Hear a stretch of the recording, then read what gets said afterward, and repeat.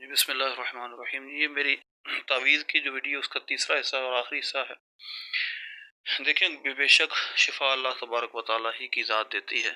قرآن پاک میں جو آیتیں تلاوت کی گئیں، جو لوگ کو پڑھتے ہیں، بار بار پڑھتے ہیں، ثم اذا کشف الضر عنکم، یعنی اس طرح کی بہت ساری آیتیں ہیں جو پڑھی جاتی ہیں کہ جب کسی کو برائی پہنچتی ہے تو بے شک اللہ تبارک و تعالیٰ ہی برائی دور فرماتا ہے اس سے۔ اللہ تبارک و تعالیٰ ہی جو اس کی مصیبت اس کو حل فرماتا ہے، لیکن اللہ نے کچھ ذریعے رکھے ہیں، جیسے ہمیں دوا کا حکم ہے۔ اب میں کچھ چیزیں جلدی عرض کرتا ہوں۔ بخاری شریف کی یہ دوسری جلد ہے، مکتوبہ قدیمی، اور اس کا صفحہ 855 اس کے اندر سرکار علیہ السلام کو دم کرنے کا طریقہ ہے۔ کانا یعوذ بعد اہلہ یمسح بیدہ الیمنی، سرکار علیہ السلام اپنے دائیں ہاتھ سے مس کر کے ہاتھ پھیرتے اور دم فرمایا کرتے تھے، یقول فرمایا کرتے، پھر آپ آگے دم فرمایا کرتے۔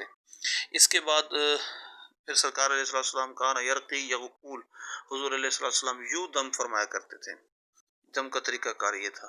اس کے بعد ایک بہت انٹرسٹنگ چیز وہ یہ ہے، نبی پاک صلی اللہ علیہ وسلم، حضرت عائشہ صدیقہ رضی اللہ تعالیٰ فرماتی ہیں، کانا یقول للمریض بسم اللہ تربۃ ارضنا وریقۃ بعدنا یشفى سقیمنا، کہ اب بس اللہ کے نام سے ہماری زمین کی مٹی اور ہمارے بعض لوگوں کے لعاب سے شفا دی جاتی ہے۔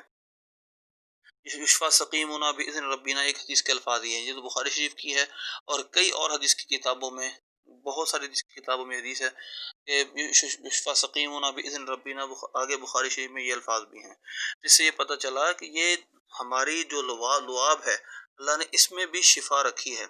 اللہ تبارک و تعالیٰ نے ہمارے لعابوں کے اندر بھی، یعنی مسلمانوں کے، مومنوں کے، ہماری جو زمین ہے، یہ مدینہ شریف کی زمین کی بات ہو رہی ہے، سرکار علیہ السلام مدینہ شریف کی مٹی کی بات فرما رہے ہیں، تو اسی طرح ہماری مٹی کے اندر بھی سرکار علیہ السلام نے فرمایا اللہ نے شفا رکھی ہے۔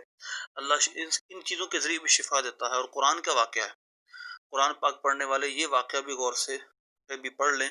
یوسف علیہ السلام نے جب کرتا بھیجا تھا اپنے باپ حضرت سیدنا یعقوب علیہ السلام کی بینائی کے جانے پر، تو فرمایا تھا اذهبوا بقمیصی ھذا فالقوه علی وجه ابی یأتی بصیرا، تو اب نے فرمایا تھا میرا کرتا لے جاؤ، میرے باپ کے آنکھوں پہ لگانا، ان کی بلائی لوٹ آئے گی۔ تو جب وہاں سے کرتا چلا، پھر وہ سارا ایک واقعہ ہے۔ اس کے بعد پھر سیدنا ابراہیم علیہ السلام، سیدنا یعقوب علیہ السلام نے دور سے فرما دیا کہ میں اپنے بیٹے یوسف کی خوشبو سونگھ رہا ہوں، انی لاجد ریح یوسف لولا ان تفندون، میں اپنے بیٹے یوسف کی خوشبو سونگھ رہا ہوں۔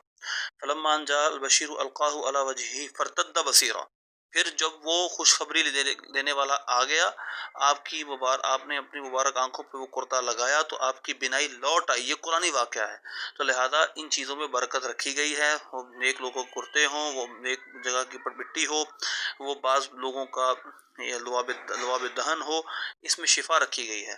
لہذا یہ وسیلے ہیں سارے کے سارے، اور حقیقی شفا دینے والا بے شک اللہ تبارک و تعالیٰ ہی ہے۔ اللہ عمل کی توفیق عطا فرمائے، آمین بجاہ نبی الامین۔ السلام علیکم ورحمۃ اللہ۔